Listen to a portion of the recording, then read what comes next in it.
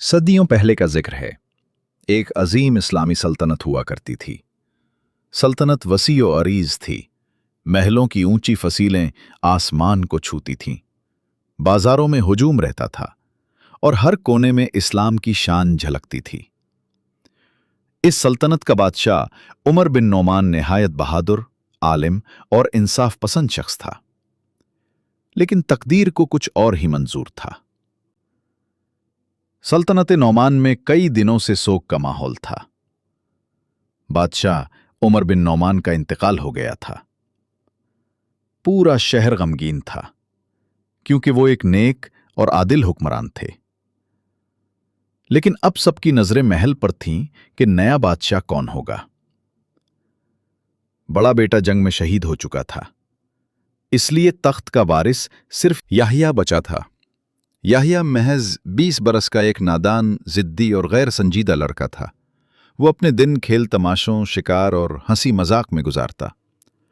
अलमाए दरबार जब उसे इल्म पढ़ाते तो वो कहता, छोड़ो ये किताबें, मुझे खुशी चाहिए, खेल चाहिए, खजाने चाहिए। जब उसे बादशाह बनाया गया तो दरबार में एक गैर मामूली सन्नाटा छा गया।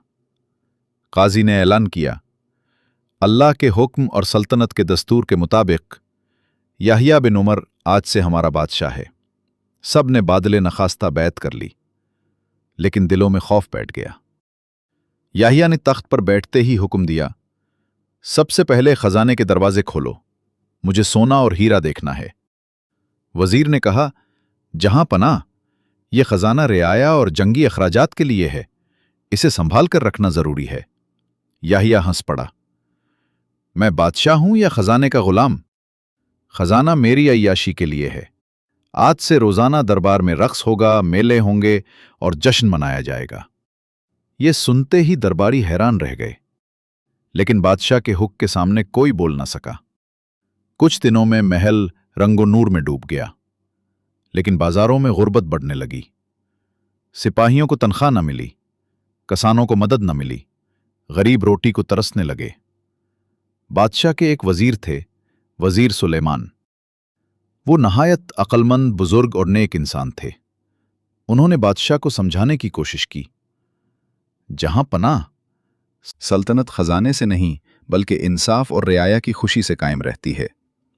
अगर रियाया भूखी रही तो महल के दरवाजे भी महफूज नहीं रहेंगे। याहिया ने मजाक उड़ाते हुए कहा, सुलेमान, तुम बूढ़े हो गए हो। ये जमाना किताबों और नसीहतों का नहीं, खुशियों और मेले ठेलों का है। वजीर ने आ भरी और कहा,